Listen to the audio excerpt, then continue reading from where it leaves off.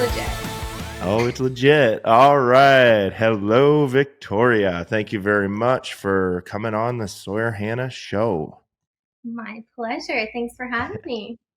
So Victoria is many things. She is a MBA she has an MBA, and she owns a consulting / marketing / like a billion things agency firm.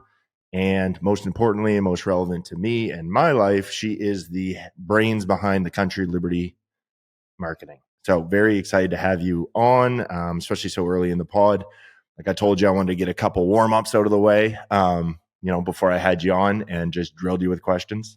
So welcome. I don't know where we should start, because we've known each other for a long time.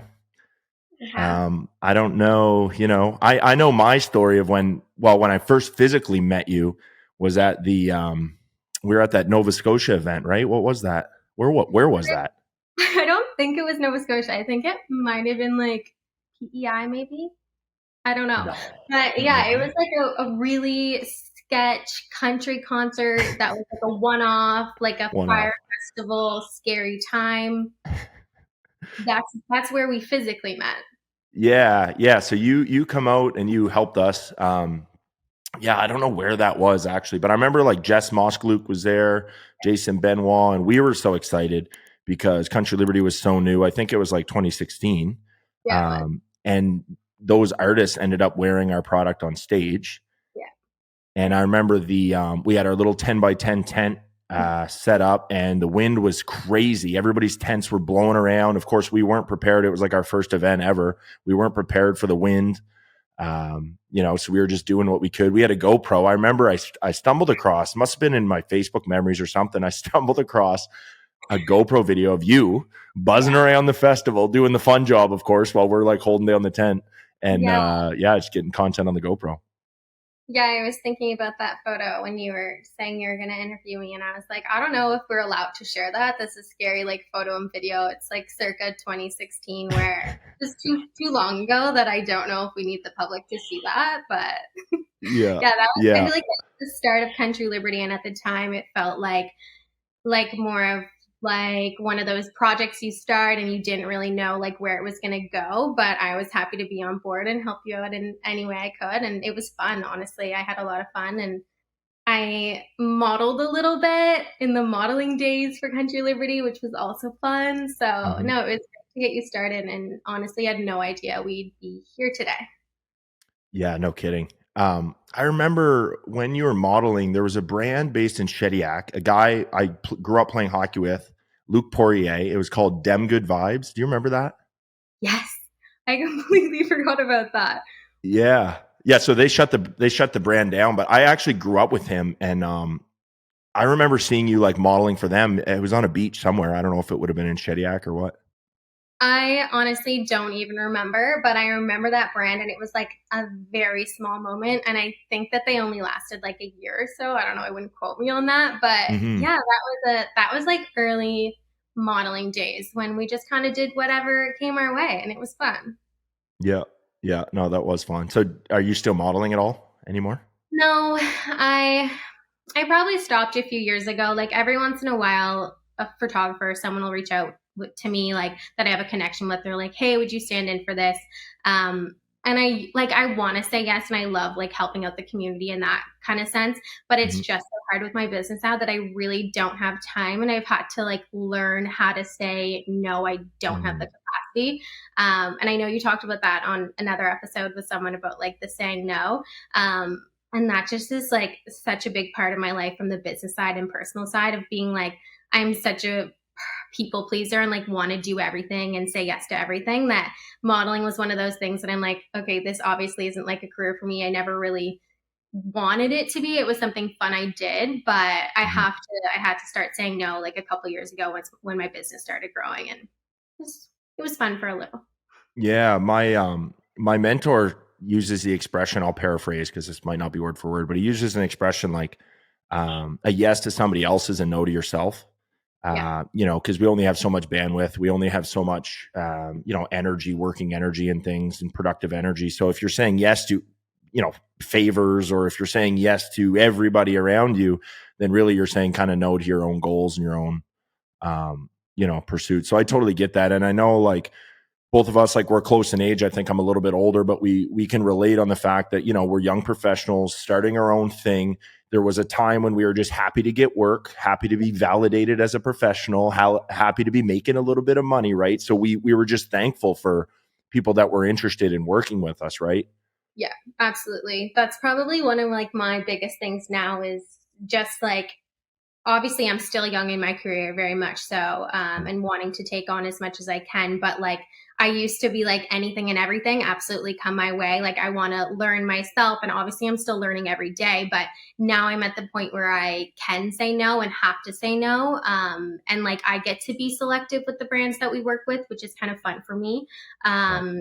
Not only the brands but the people, which is probably the owners, which is the biggest key point for me. So yeah, it's a tough balance of wanting to say yes and make people happy, obviously, but then realizing you don't have the capacity, it's not the right fit, whatever it may be. Yeah. So let's get into that a little bit. I mean, you did your undergrad where? Acadia, was it? Yep, Acadia. Yeah, so I studied at Acadia, did my undergrad. I majored in entrepreneurship and minored in marketing. Okay. I guess you kind of call it a minor. Yeah, so that's where I did my undergrad. And then right out of that, I went to Dal for my MBA, so my master's in business. Um, I didn't know I didn't know I was doing that. I really had no idea what the plan was. Had a little quarter life crisis, fourth year university, pieced out to Australia. quarter life crisis. I think that's what you call it, right? For your age, you have all your shit together. You got the Ken husband, you got the house on the way, you got the wedding ring, you're like super aunt, gonna have kids like eventually. You got a business, a thriving business. You're sweet. Thank Quarter you. life crisis. But I did. I had to have a little quarter life crisis before I tried to get my whole life together. So I did. I did have a Yeah. quarter life crisis, bleached my hair, like basically all fell out, and then went to Australia. So that was the vibe for like basically my fourth year university. Then came back and was like, I need to get it together and figure out what the plan is. I've always been kind of like a little nerd, so loved school in every way.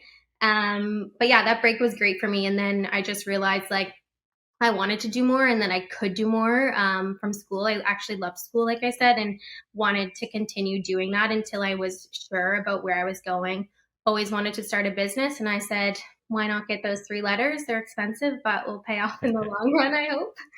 Yeah. So in hindsight, because I looked at doing an MBA, and actually the reason why I didn't was I was one grade point average below the exemption for the GMAT. So had I gotten one grade point higher, I wouldn't have to write that damn test. And I'm not, I mean, you know me, you know my personality. I'm not built for reading a textbook this thick and fucking writing a test. There's no way. I think So you that 7 textbooks to read, Sawyer. Yeah, there. I mean, I bought the book. I read like I don't know, man, like maybe 2 pages of it. I don't even know how to study properly, and I read 2 pages. I was like, nope, not getting an MBA. But you got one. Like in hindsight, do you think that if you could tell your younger self, would you say like definitely get an MBA, or would you say get into the workforce earlier and figure it out? I think that's a great question. I get that asked a lot. A lot of the MBA networks with past like graduates, and they encourage that. So I get that question a lot from current MBA students and just people generally interested. Mm-hmm. And I always say that for me personally, because I did a business degree in my undergrad, the MBA didn't necessarily teach me any academic like skills on top of, and I didn't Okay. really gain too much academically, but I gained so much from a business sense and a personal professional side that it was absolutely worth it. The MBA was such a tight knit group, so we only had, I think our cohort started out with 30 people and ended up with, because people like fail out and it doesn't work out for their situation, I think we ended up with like 23. Wouldn't quote me on that one either, but I think we ended up with a very small group. So it's a very small group of people working in a, like every single day. You're working like 12 hours, working on projects all day long, all night long. So it's an intense environment. And that in itself taught me the most of how to work with people, how to work with a lot of type A personalities.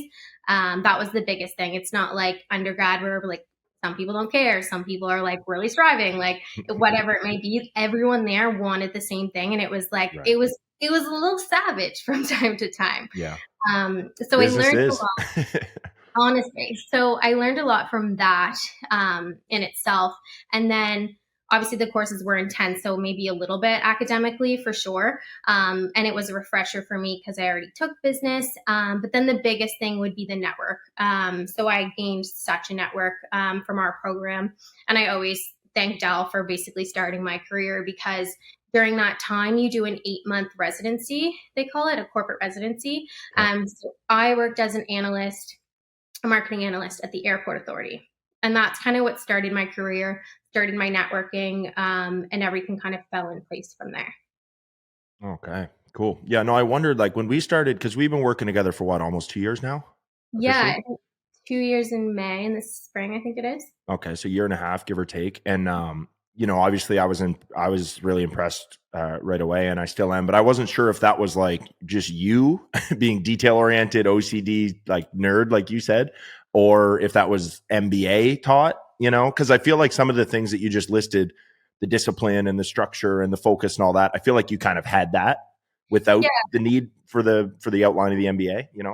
yeah, I would say the MBA is great for like the network, but I think the people that go into the MBA all have a similar mindset, a similar kind of like we're all a little bit crazy. I think I Right. like to say it. I don't know if you can use that word in 2023, but Oh yeah, you can, yeah. am I going to be canceled? I'm scared. I'm not going to cancel you. Don't worry about that. But yeah, I think that everyone there was that type A personality. Mm, And yeah, I think like a lot of my success and like what has led me to here today is that personality and the driven like organization, probably hyper crazy when it comes to organization and mm. getting things done. So yeah, everyone in the program definitely has a similar mindset, and it's not something that was necessarily taught there, but something that was nurtured. Being in that, like you said, I think savage, like being in that intense environment with very competitive people, and again, the undergrad to the masters really separates like the level of seriousness of people that are attending, because you're spending that much more money, and the master's degree is obviously a lot harder, than so it separates the maybe the B players from the A players. Did you find it kind of overwhelming, or just kind of like maybe inauthentic, and just kind of like the nasty side of that competitiveness, or no? Or did you just kind of, does that get you excited and motivated? Uh, I guess a little bit of both. I would say, like, I personally, honestly, like, transparently, I struggled a lot through it in terms of like, I love people and I love building relationships. And there were a lot of times where things were like so heated in classes and when it comes to projects, when it comes to jobs and getting those corporate residencies, that it Yep. almost felt like an environment that wasn't for me. Like, yes, I'm type A, and yes, I'm like a crazy person when it comes to my work ethic, but the kind of like clawing at each other to be to the top, but making it seem like you're all friends is not my Mm-hmm. vibe. So it was hard to distinguish between people that were like truly your friends, or are we really just here like trying to Yep. get through it, and we like have, it's almost like that like forced family, and it's an interesting environment. I think my experience was different from maybe people in the current MBA program because it's more online. Everything has changed with that program. It is very different than it was when I was there. And we were in person, like I said, like every single day working hours and hours on end Right. together. But now it is a lot of online, and it's definitely a different environment. Yeah. And I think like a lot of what you're touching on there is kind of real life too, like Mhm. outside of just say school, or, and it kind of makes us adults, like in the sense that I know back in the day, hockey camps, you'd have to be friends with guys that you're competing Yeah. with for their spot. Right. So there's that. But then also in the real world, like there's people trying to get ahead. There's lots of people that are trying to step on the next person to get ahead. And, throughout my travels, or through learning about social media, or visiting like cities like Nashville, entertainment cities, everyone's trying to get famous. Everyone's trying to, and it's like, do you mean those things you're saying to me, or are you just trying to use me? And coming from the East Coast of Canada, I think it's pretty unnatural to run into that on like a day-to-day basis. But in the professional world, that goes on all the time.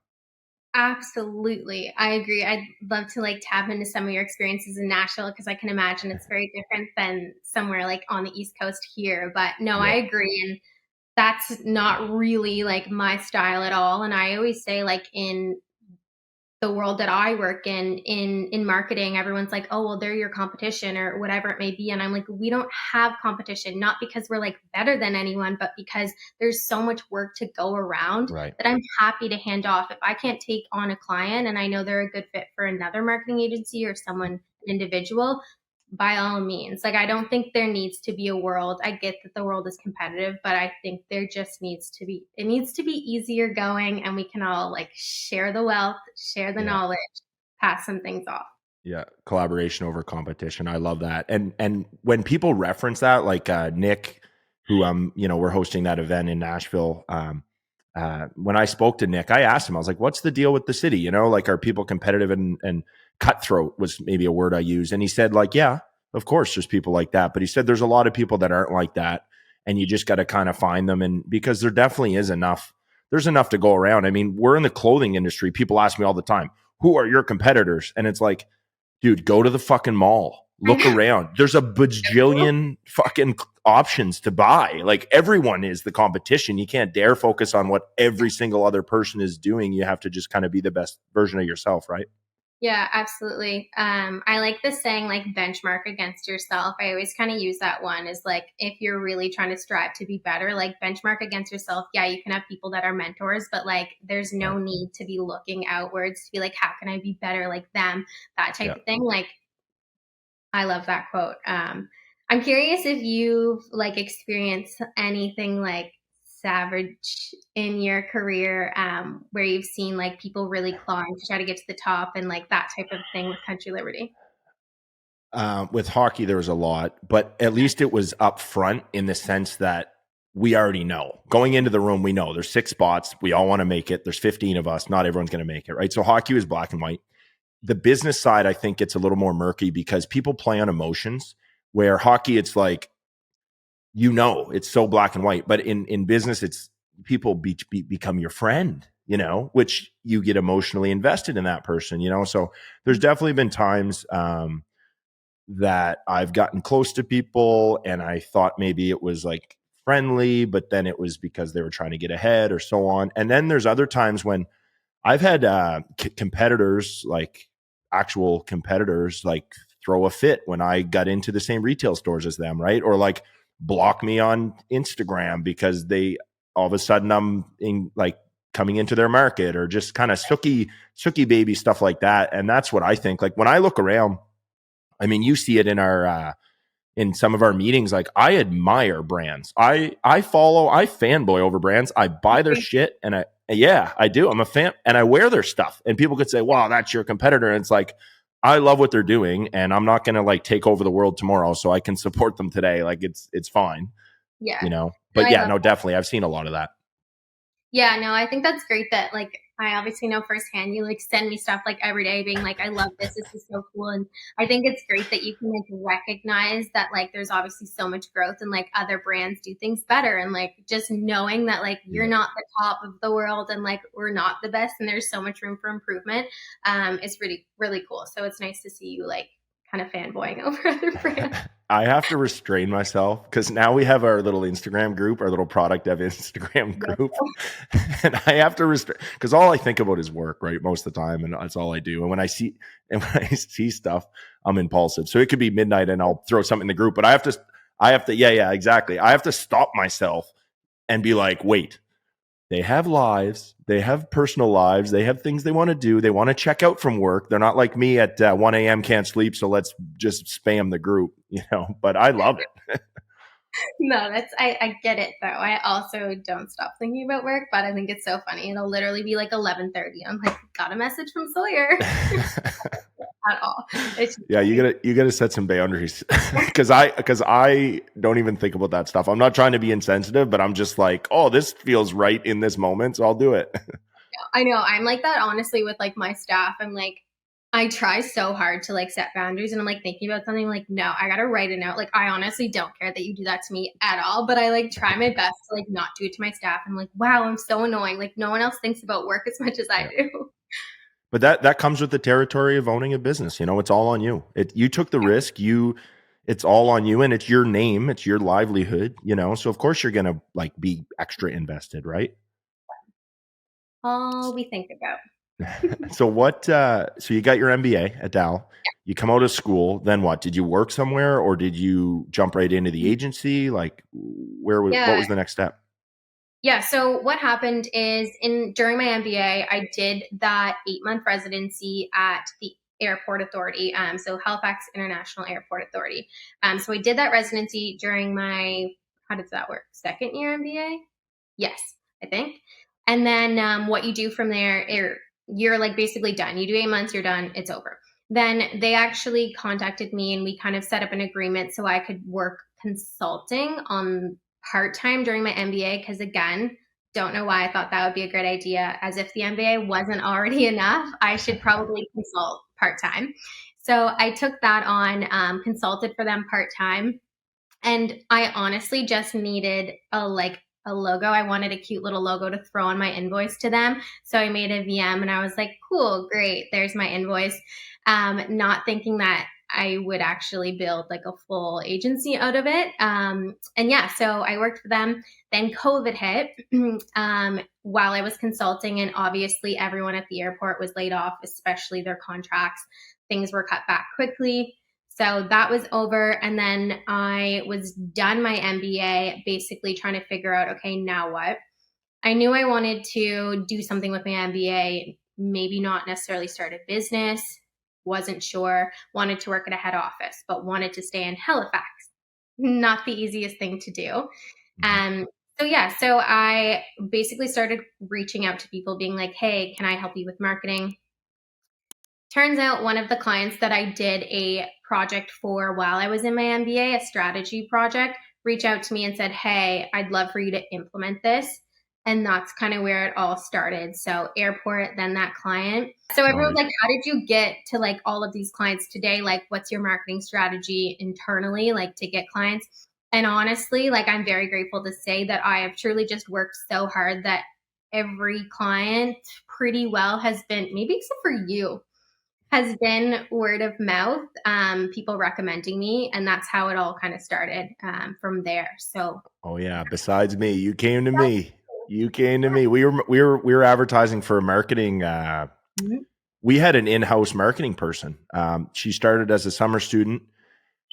So I was doing the marketing, and then realized that was unsustainable because I was doing everything besides filling orders. And then I hired a summer student, and then that summer student became full time, and then she eventually moved out west with her boyfriend. So I needed to fill that role, and I think you just messaged me online. I was like, "Hey, what's that?" And I wasn't thinking agency at the time, uh, because I was just fixed on this in house idea.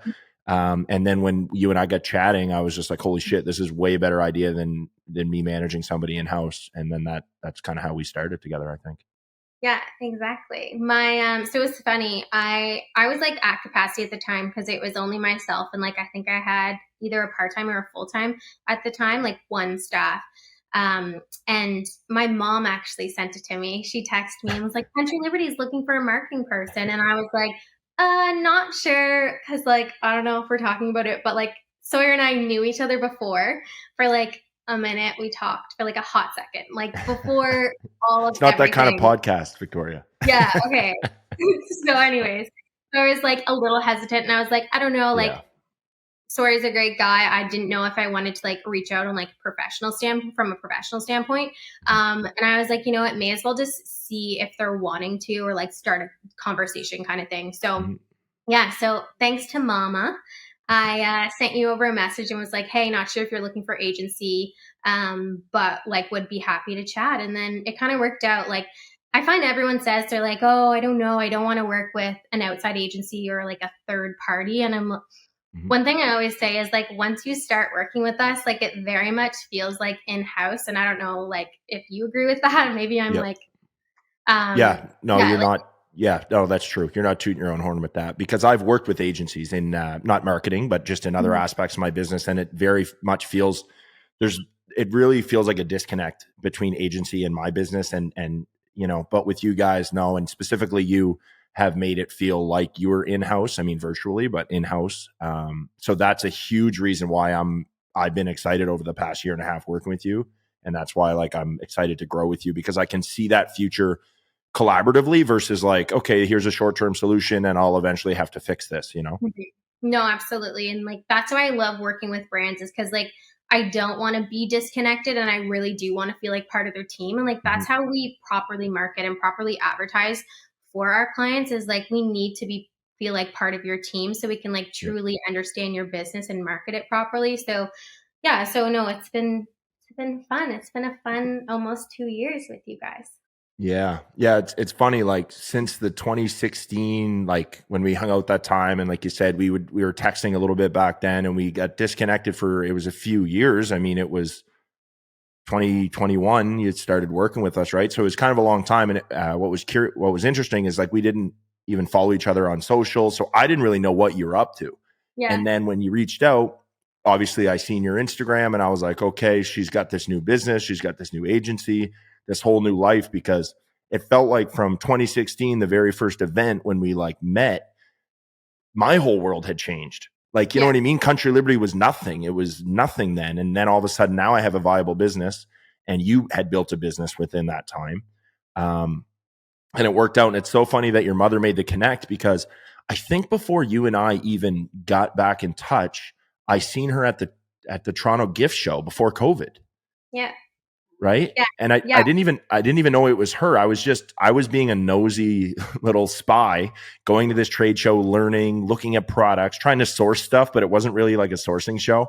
But I was just like doing my thing in at the Toronto Gift Fair is what it's called. And I met your uncle first, because I was like drilling every single booth person with questions, just trying to learn. And then he came out, he's like, I've heard of your brand, and my niece. And then I think your mother might have been like working with him, so I Yeah. chatted to them, and so I had a really good like just conversation. And then every year at that trade show, I make a point to stop in and say hi and see them. And so it's funny that your mother was the one that, I didn't know that your mother was the one that suggested it. Yeah, she was. She actually, okay, so you know who you were at the warehouse talking to my uncle the other day, just like Yep. kind of picking his brain about a couple of things. I was with my mom a couple of days ago, and she's like, so you're at the warehouse the other day? And I was like, yeah. And she's like, okay, I swear I saw him in his truck. It looks so much like him. And she's like, but he doesn't live here. And I was like, yes. Yeah. Yeah. So mom's That's a big funny. supporter. My mom actually does like all of my payroll and like my admin stuff. So Ah, she is a big part of EM, and very grateful for that lady. cool. I Yeah. should be careful bragging you up, because maybe some competitors will be listening. Okay, I'm going to say something right off. This is not me promoting you to competitors. Okay. I think you're fantastic. But if a competitor reaches out after this, I will show up on their doorstep. I'll fight them on their doorstep if I have to, because you're part of Sure. our team. I think we need a non-compete. Yeah, there you go. That's one thing I'm not good at, is like, let's have contracts for everything. I'm just like, I can trust you. You told me you wouldn't do it, but in business, you have to protect yourself with that stuff, right? I know. I was like that so much at the beginning, and I was like, absolutely, sounds great. Like literal handshake agreements, and then like Yeah. you get screwed over so many times, and it's like Mhm. I will not move forward whatsoever. I want to be doing an hour of work without like knowing that we fully trust each other. So contracts all the way. Yeah. Yeah. Yeah. No, I agree. Well, since we're talking about Country Liberty, let's get into it. Like because not that I think my audience would be interested in hearing this stuff from your perspective, because obviously they've heard a lot of it from my perspective, which is like Mhm. my version. But let's dig into it. Like Country Liberty, when you first started working with us, like what were you thinking? Obviously, there's a lot of things we've improved since, and a lot of things that need improved still, which I feel like we're really our Friday night our Friday night meetings. I think we're really making strides forward. But yeah, like when you first started working with us, like kind of what were you thinking?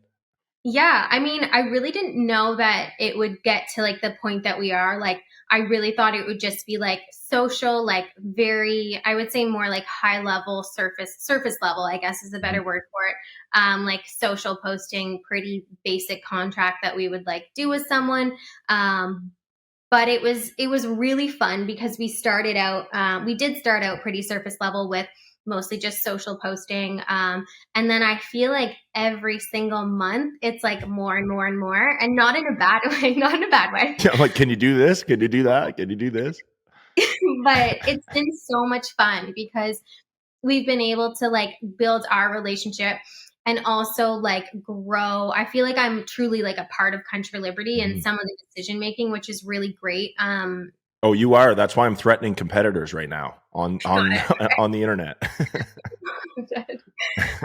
Yeah, like it's just been so much fun to be able to build on that professionally and just like see where the brand is going and be able to have input in not only the marketing, not only I guess social media, but other elements of marketing. And then on Mhm. top of that, product development and everything that comes with that.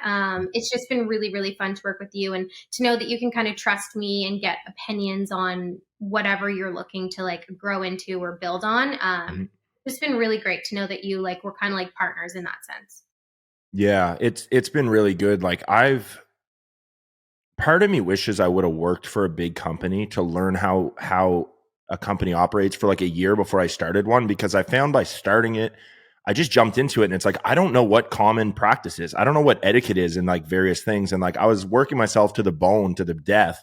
And I was like, oh, this doesn't work. This is unsustainable. So I'm starting to correct and just like reading and learning and experiencing, I'm realizing, you need a good team around you. You need to be able to delegate, which didn't come natural to me. You need to be able to let go of control. You need to be able to pass things around. And I think that growth has been, you've been here for that those growth stages. So when you say month over month, you're like getting more involved. It's because I'm learning, okay, like Victoria is much better than me at this. Like it's more valuable to my company if I ask Victoria to do this, or if, or your teammates, or if I move, just focus on this and then delegate that and things. So I think that's why. And also like good people are hard to find. I know it's cliche, but it's true.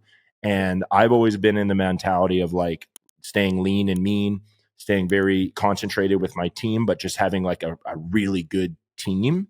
Um, and once you, and I'm cautious too, like over a few months of just working with you, I was like, okay, she's good, she's good, she's good. And I really realized your value throughout that time. So I was like, yeah, of course I can trust her with more responsibility and more things. So yes, you started off with socials, and you were actually doing Liberty Village socials too before I sold that. So that was like you were balancing my rental business and the clothing business at the same time.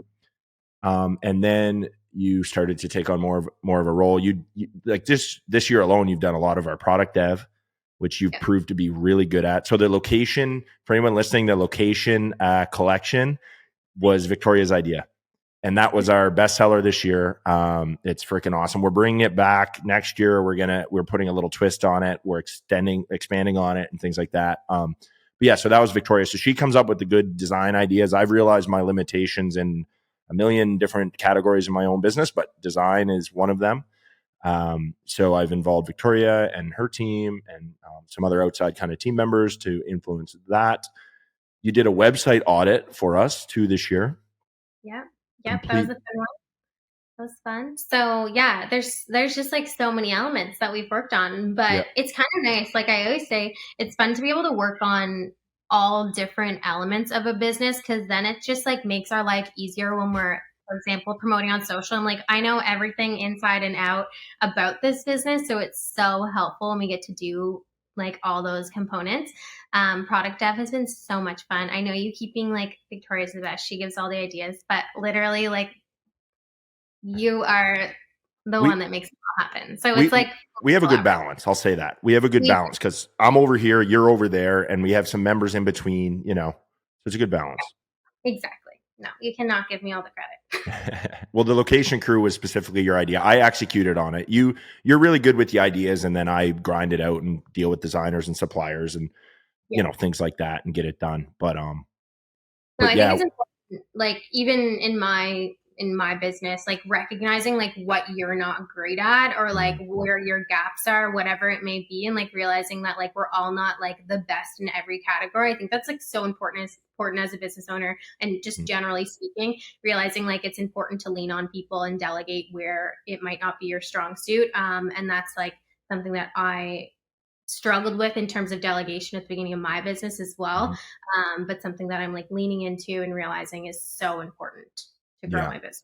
Hmm. absolutely. And when you find a little bit of success, you're afraid to kind of go backwards and you worry, well, I've found success doing it this way. Like, can I put my trust in someone else to do it a little bit differently? What's the outcome going to be? And at the end of the day, it's your baby. So, I mean, if all else fails, you're the one that fucking doesn't eat at night. Right. So it's like, Yeah. it's a trust thing. And it's a control thing when it's your baby, when you start it, when it's your livelihood, when it's your image, when it's all those things, you want to have your hands on it to make sure that it's going in the right direction too. Right. Yeah, absolutely. There's so much to it, and like people, I feel like only like business owners can really relate to like why we are so connected and why we're up all night texting Mm-hmm. each other. Like it's all that's on our mind, and we Yeah. just genuinely care so much about it. And I found delegating at the beginning so difficult because I was like, well, you're not going to do it as good as I am, so Yeah. I'll just Classic. do it anyways. And I'm like, no, you can't be like that. So just Yeah. like, yeah, passing things off is tough, but you have to grow. So I read a book this spring, and after reading the book, I joined the author's mentoring class, and I'm going.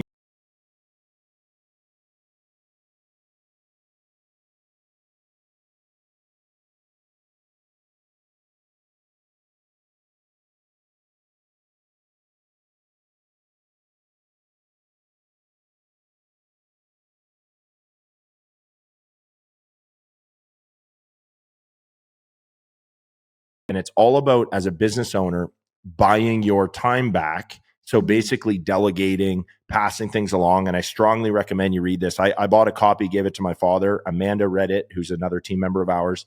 And I told Mariah from My Home Apparel this week, where I called her, and I called her about other things, but I mentioned, I was like, you need to read this book. So same advice for you. I think that you should read that book, because as a business owner, it really taught me that it's okay to pass things along. And one of his, very directly relevant to what we're talking about, one of his mantras is 80% done by somebody else is 100% awesome.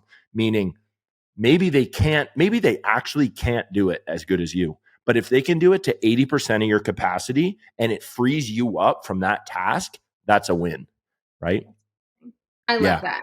Yeah. That's incredible. I will 10 out of 10 be down. Like I'm like an audiobook girl. It's just easier on my life. Yep. I don't really have time to like actually sit down and read a book, but like if I'm driving or whatever it may be, I Mm-hmm. love to read a book, listen Yeah. to a book. So I will absolutely be doing that because there's nothing I love more than a business book.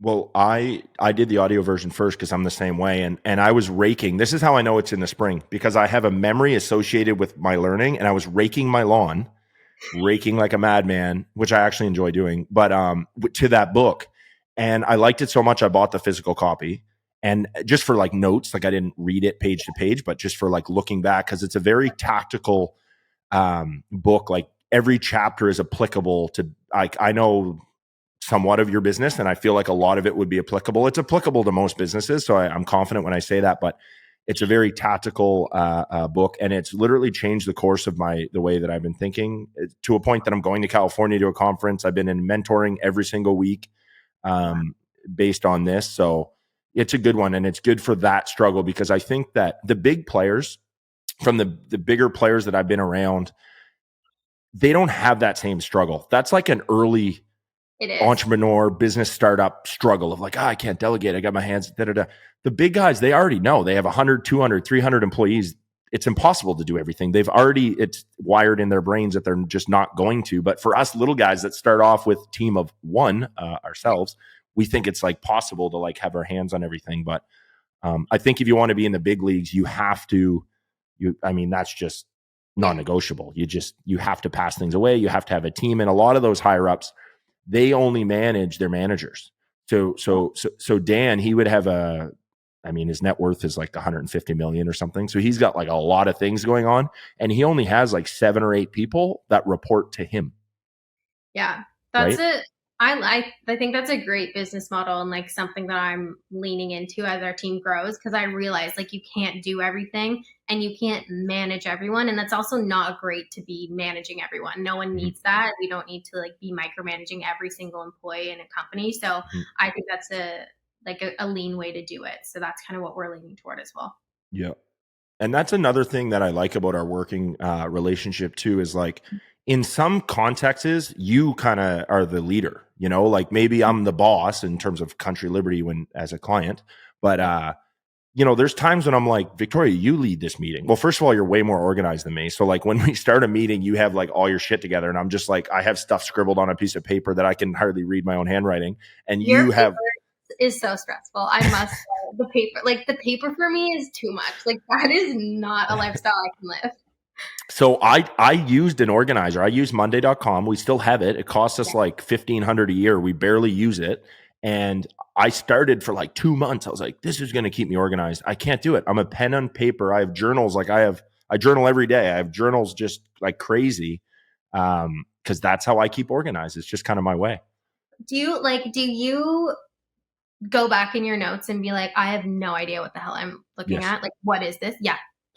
How do Yep. you I have so many I questions. guess. I guess. Sometimes I guess.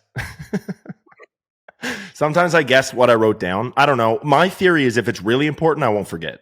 And that's held up. Like if it's something important, like I mean forget. I will forget unless it's written down. But if it's written down and I don't quite understand it and it's important, I know I'll figure it out. But Victoria, my first year university, okay, here's some context for you. No one's ever heard this ever publicly. It's whatever. It is what it is, long time ago.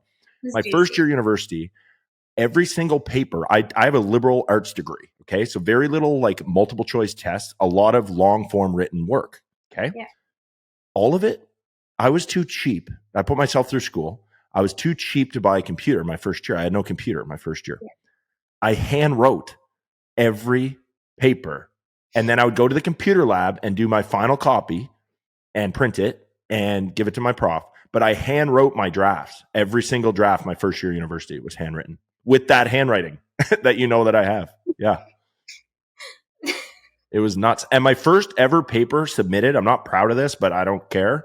I submitted it in the body of the email, not an attachment, not a PDF. It Oh was my like, God. it was like, hey, prof, whatever the name. And then I submitted it in the body and he marked it. He marked it. He looked at me seriously. Like, I can't believe he just didn't laugh me out of university, but he marked it. And he was like, sorry, just so you know, like, no, That's not it. no. Starts in the business world, just sends like documents and proposals in the body of the email. The stress that causes me. I know. Honestly, bless that professor that allowed that to even happen. He was He, like, oh, this poor guy. and the irony was it was first year university. So it's like, okay, maybe you get a free pass, but I was 21 in first year because I was a Okay, hockey guy. Right. So it's like, graduating. yeah, Yeah, the it's like, hockey guy. it's like, what are you doing? And my English prof, Trevor Soller was his name. And it stands out because he had a big impact on me for some reason. I took 2 classes, first year English lit and Irish poetry. Okay. It was an intercession.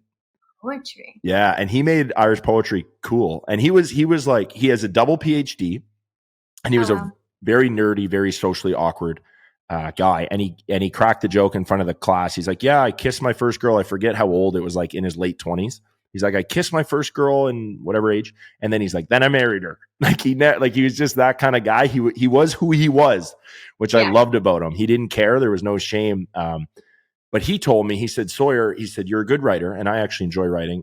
He said, you're a good writer, but you don't revise. He's like, if like you're a B student, B writer. He said you'd be an A writer if you would revise. And I was like, I'll take the B. I'm not going to revise the work. I'll take the B. And I ended up getting like, I don't know, maybe what I got in his class, but he literally told me, he's like, sorry, if you would just go, and this is when I was handwriting my papers. He's like, if you would just revise, but in the back of my head, it's like, you don't know how much work it's been to write this out, pen and paper. Pen and paper. You can't revise when it's pen and paper. Absolutely not. No, exactly. Oh What shit. did you I feel like you've never really talked about your university like experience. What like do you feel like you gained a lot from university experience? Like I know you asked me what I gained from my MBA, but like in terms of your undergrad degree, do you think any of that has helped or led to where you are with Country Liberty at all? Yes and no. So the short answer is the things I learned. So I'm an economics major. Okay. I took enough business classes to be a double major, but I'm missing an accounting class to technically have a business degree. So I don't have a business degree. I'm 1 class short, whatever. Because throughout university is when I realized I liked business. When I entered university, first of all, I picked my school based on scholarship dollars. I didn't research the history of the hockey team. I didn't research the programs they offered. Nothing. Nobody in my family at that point had been to university. So I was like, I'm going to get a free degree or get paid to go to school and whatever. So I was supposed to go to Acadia, so we could have been like alumni together. But they wanted me to upgrade a high school because I wasn't a good high school student. They wanted me to upgrade a high school course over the summer. I was unwilling to do that like an idiot. And they went on to win like a championship. And like I should have been on that team, but I was too stubborn to upgrade a course. So then I went to Stu and I get there. I say, okay, well, what am I going to take? Like, what are you interested in, Sawyer? Business. Well, Sawyer, this is a liberal arts degree university. There is no business. I said, what's close to business? They said economics, which is not close to business.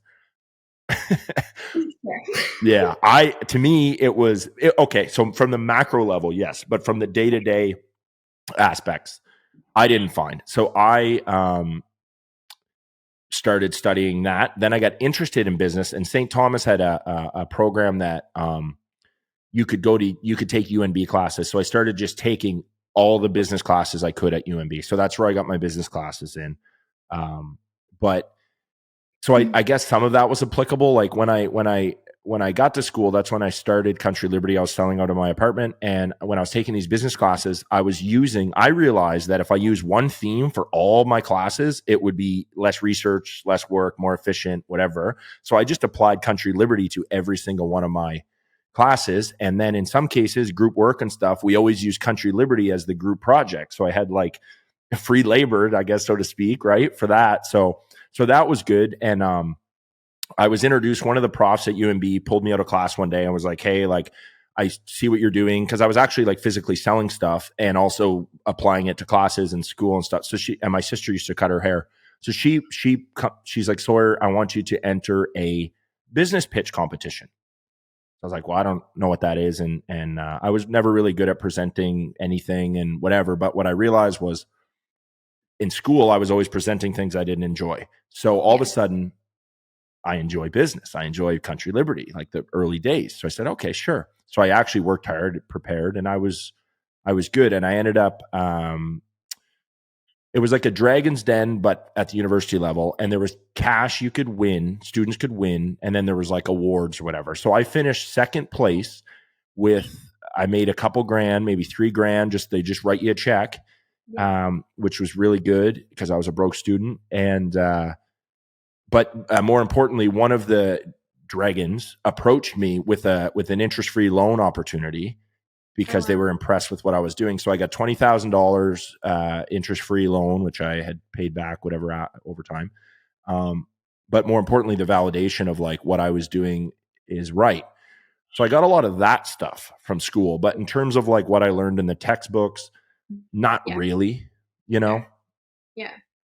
Yeah, I feel like the university and like education wise, I feel like I've heard it from so many people. It's like you might not actually academically learn as much as you would think for what you're going to school for, but there's so many other elements that you just learn from in terms of like personally, professionally, and grow from all of those things that university and education just in generally speaking is so important. But yeah, that's cool. I never knew that you did that little like minor league Dragon's Den pitch before the big one.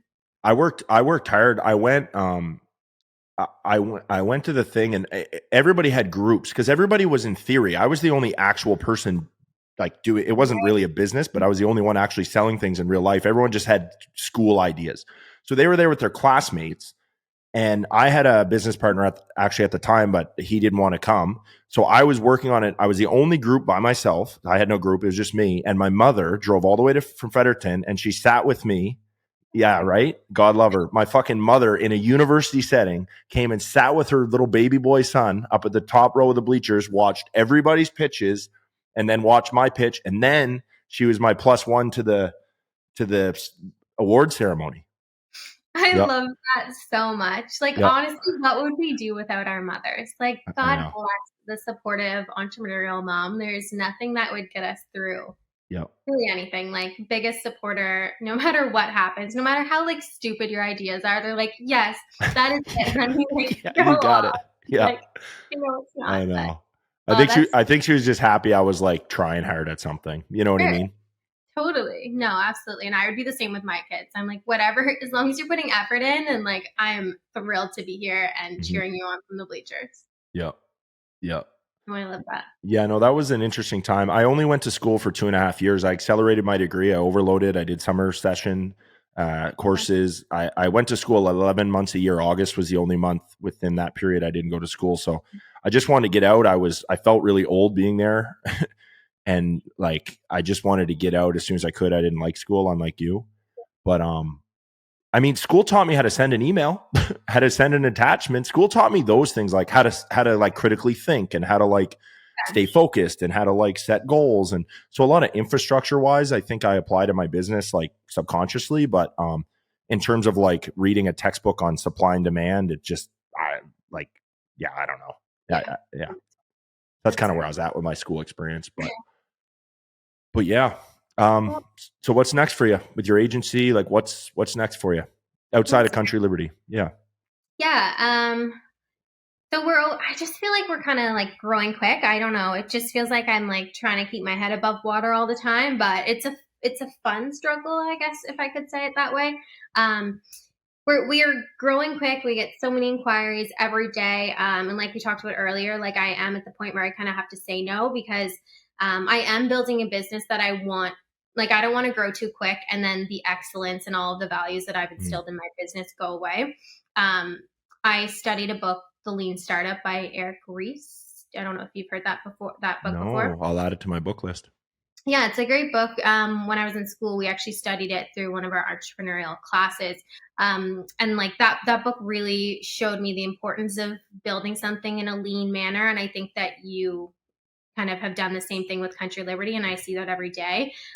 So that is one thing that I really like to keep at the front of my mind all the time is yes, we're growing, but I want to be very cautious in how we grow and make sure we're making the right moves and not growing too quickly so that things are out of control and I'm Mm. not keeping up with what I started my business to really just be about that excellence and that customer and client relationship. So yeah, so we're growing. I think next year is going to be a big year for us. I have a lot going on personally next year. Mm-hmm, So mm-hmm. trying to like, Yeah, there's you so do. much going, yeah, there's a lot going on in the business, but personally, I know that next year is also a big year for myself. So trying to keep it lean, but make sure that I have the right team members there when I am not on site. Hmm. So yeah, I don't know if I can really say too much out loud, but there's lots on the go for 2024. Okay. Okay. Yeah, Well, you're yeah. getting married, right? Next year. I Can we am talk getting about married. that? Yeah, we can talk about that. Okay. Yeah. That's a fun time. So we're getting married in Italy, as I know, because you keep begging me to come to the wedding. I want to come. Yeah. I want to So we're come. I just mean, when all else in. would I go to Italy?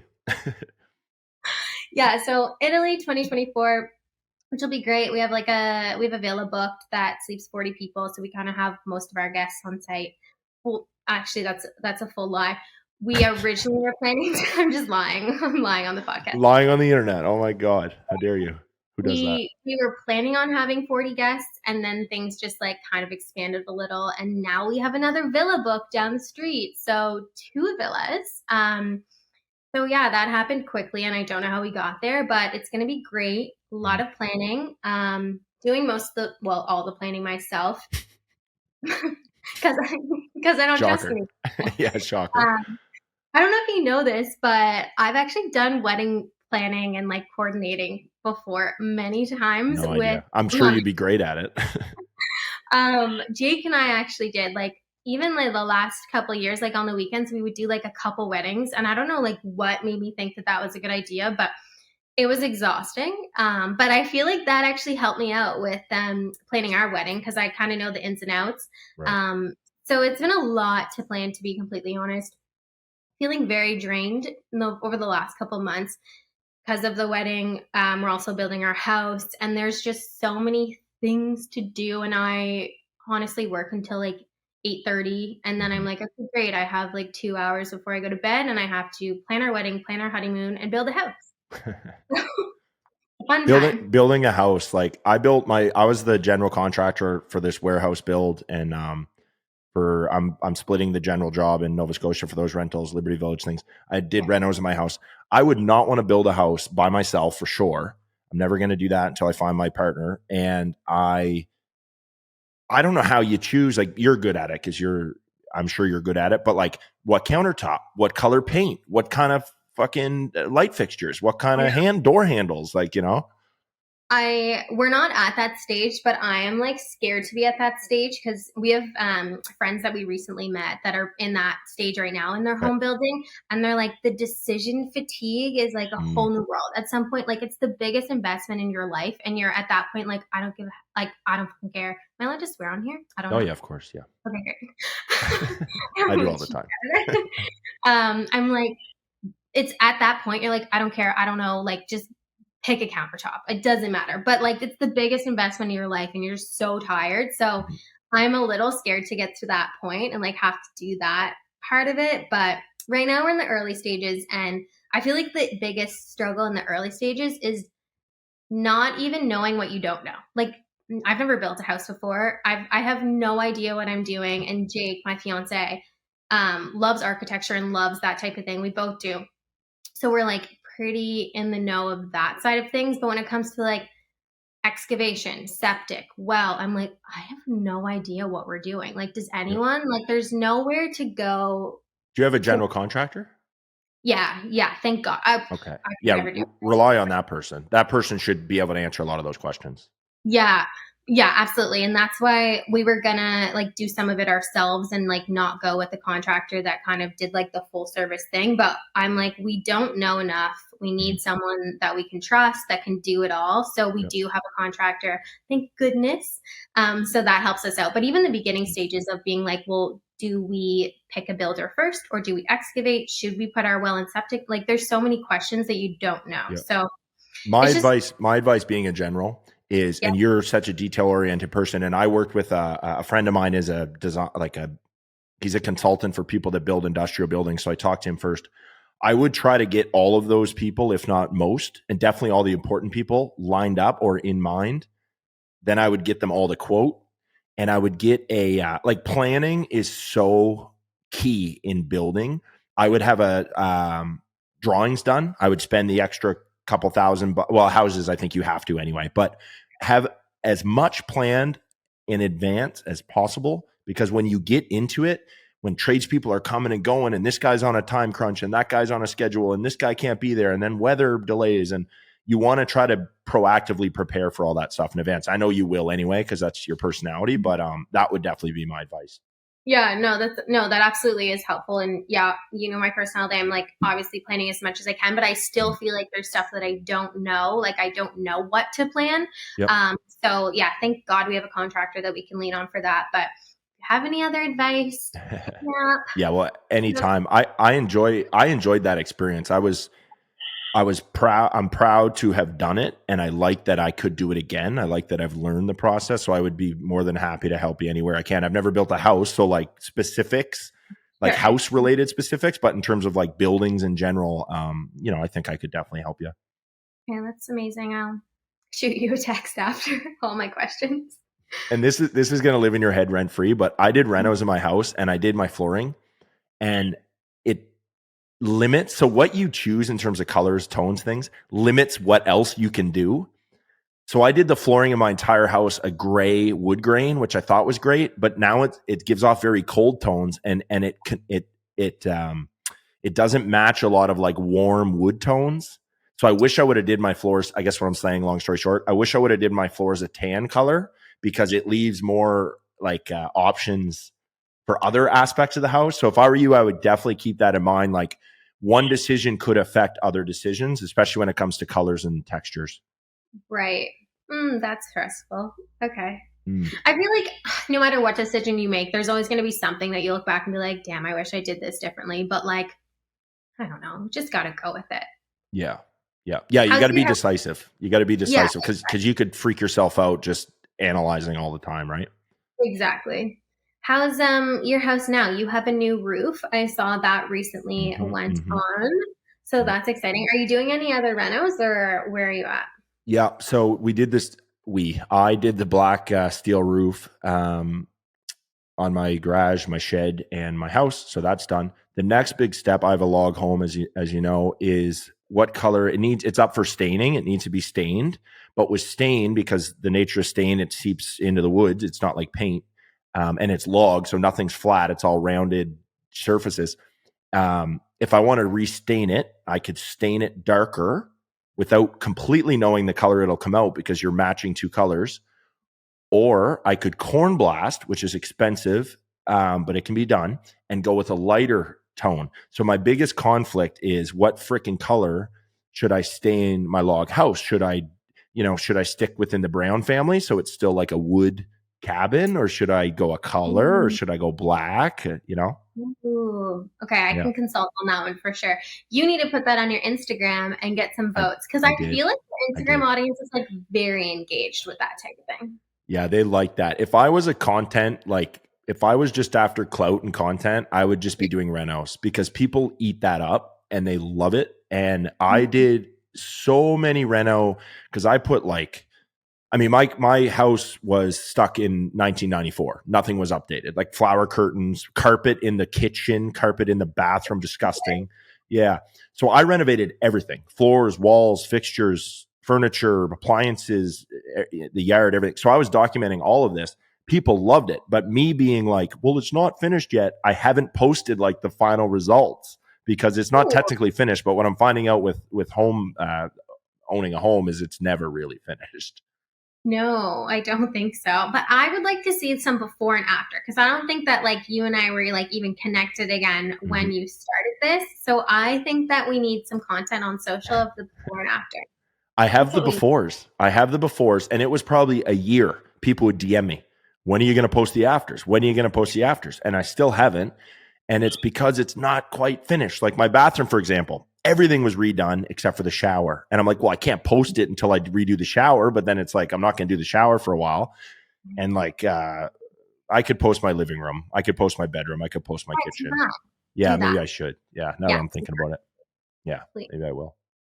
Yeah, your audience on social is like nothing I've ever seen. Like people are so engaged.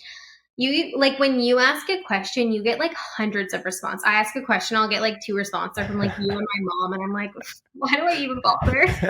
I could have just texted her. Literally. Yeah. Uh, Yeah, I don't know. I don't know. I don't know why that is, actually, but I love it. I'm so thankful for it. Like the podcast, I don't know when this episode will actually drop, but we're filming, and last night the first episode dropped, and the support was really, really, really awesome. And I'm courageous, but I was nervous. Like I'm a courageous person in general, but I was nervous because it's vulnerable, right? And you're trying something new, and you always have that thought like, oh, maybe I'll flop, maybe I'll embarrass myself. And I listened to the audio of it before, and I was like, cringe, cringe, cringe. Like I was like, that sucks, this sucks, that's a mistake. But people seem to really like it. So I'm really thankful for that. And like you said, the audience that seems to be engaged, they're the people that support Country Liberty. They're the ones that pay our bills, and they're the ones that really supported me last night with that first drop, which again was kind of a vulnerable thing to do. So totally. No, I think it's huge to like make a move like that. And I feel like it's one of those things that you think of all the time. Like people are like, oh, I want to write a book, or I want to start a podcast, or I want to do this or that. And it feels like there's like never a right time. I think you probably experienced that in your business too. Like, oh, am I expanding, or what am I doing? And there's never going to be a right time. And I always say that is like sometimes you just have to do it, and it might not go great, but as this podcast has, it's been going great. So it's awesome yeah. that you're doing Yeah, well, Mr. Beast, like the YouTube sensation, he says it. like, and a lot of smart people say this, they're like, just do it. And the first time it's going to probably suck. He's the biggest YouTuber on the face of the planet.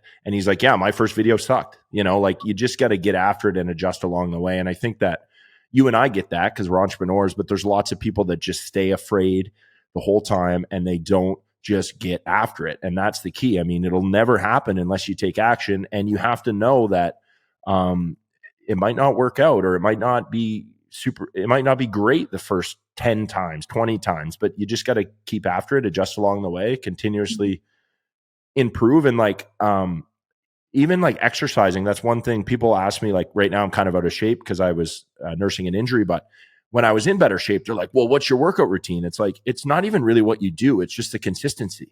How do you Yeah. build a business? It's not what I do today. I'm not just going to go 0 to 100. Like I show up every fucking day. That's how you find it, right? And it's baby steps. Like some people can go viral and hit it big or whatever. Some people have good genetics in the gym or whatever. But for the rest of us, it's showing up every single day and it's those consistent efforts, right? Yeah, no, I completely agree. I think it's like with starting a business, everyone kind of looks at from the outside in, or yeah, outside in, and they're like, oh, like you're doing well and you're successful, like thinking that it's like, oh, well, he started here 0 to 100. I'm like, Mm-hmm. people don't see what we do behind the scenes and like Mm-hmm. the shit that goes on, like the mental health struggles that a lot of entrepreneurs have, and like the struggle of like the isolation of entrepreneurship and people not realizing like, you know what, I am working 12 hours a day and I maybe don't get to see my friends and families and partners and that type of thing. And there's so much more to it than like it looking pretty from the outside. So I think that's a big struggle with the entrepreneur side of things for sure. Well, there's a lot of entrepreneurs because they see, oh, well, this guy's expensing his gas. This guy's expensing his cell phone. This guy, they see the glam side of owning a business, but they don't see the behind the scenes stuff. And a lot of people get fizzled out because they're not true entrepreneurs. They're not true players. And you have like, it's a different breed. I would say that. And it's not for everybody. And there's nothing wrong with that because the world takes all kinds, but, it's a different pursuit for sure. And I played hockey, which is another unconventional pursuit, and that's different in its own way. But it's tough, and the stress is all on you. If you have a bad couple months or a bad month, or in your business, if you lose a big client, that's a problem. You got employees to support, right? You have your livelihood to support. You're building a house, getting married. You have life. Soon you'll have kids. You'll have, so it's like, shit, I got to perform. That pressure's there. I don't have a cushy backup plan or a cushy, I'm not getting a paycheck even though I, fuck the dog all week this week. Like if I don't perform, I don't get paid, Exactly. I think that's motivational though for me. And I think a lot of entrepreneurs, if you don't do something, you're not getting paid. So I think that's kind of what we like thrive on. And I think that's why we put in the long hours that we do. I was going to ask, like, if you've seen have you ever seen any parallels between like your business that you're running now and like the hockey lifestyle? Like, I feel like they both look glamorous from the outside, owning a business and being a professional hockey player. Like, has there been any parallels there? It's so unlike you to grab control of this and make it your interview, make it your meeting. This is okay. Everybody listening, which sorry. I love it because I don't like control. I don't like controlling meetings. I like you doing it because you're better at it. But it's funny. This is literally what happens. This feels like an internal call right now. But yeah, no. Of course, there's. What's that? I said, "Oh, we're like kind of God damn! I'm sorry, I'm making the agenda, but yeah, I just have so many questions for you." I know. I'm just teasing you. No, I love it. Yeah, no. Of course, there's parallels. Like you mentioned the loneliness, or not. You didn't use the word loneliness, but that's what came to mind. Like there can be some lonely times being a business owner, and I think doing anything unconventional, trying to be an athlete or things like that, can be a little bit lonely at times. Because often, like if you're trying to do something outside the norm, you're a minority. You can be viewed as different. At which different can feel that way. And I felt like with hockey, I left home at 16. That was different based on like the people I grew up around and stuff, right? And then like also having the discipline. Like the discipline is in both. Like you can't get drunk the night before a game. You can't get drunk the night before a meeting. Which whatever, but. Growing up as a teenager and things, that's like a priority to have fun. But yeah, so things like that. And then like the adversity, like hockey teams, you can get cut from a team or your coach. Like I remember being 17 and my coach at the time was Cam Russell. He lives in Dartmouth, but he was an NHL fighter. So he's a big, scary dude. He's got scars on his face, all that shit. And he was telling me off. I was 17 and I'm not like outing him because I think he's a great coach, great guy. We're still in touch. Love the man to death. If I ever need a job, I'm calling you, Cam.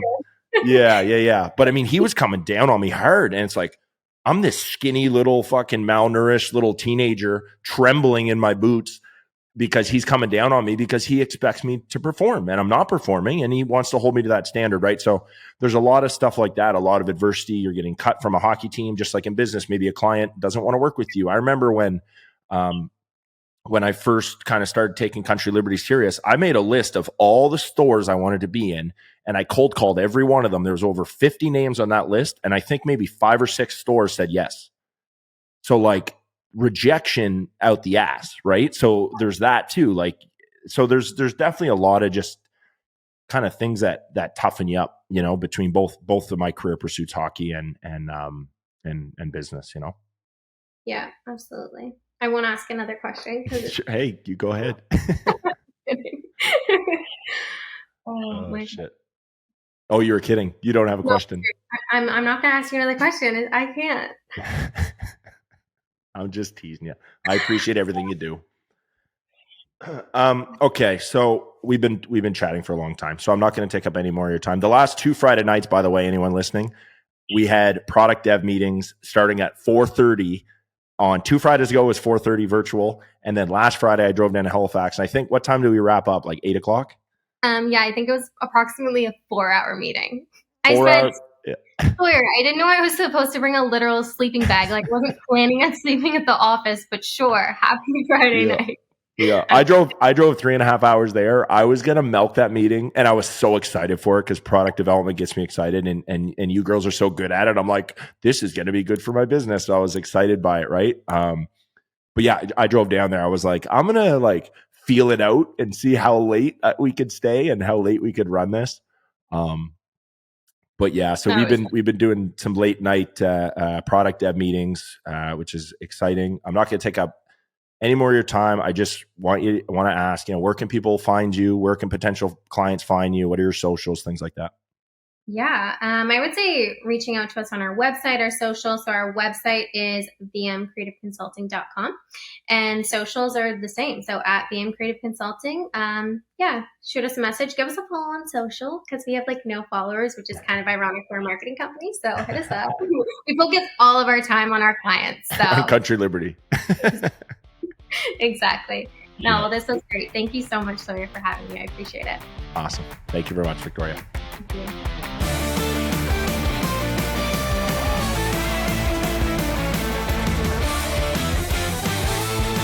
The Sawyer Hannay Show.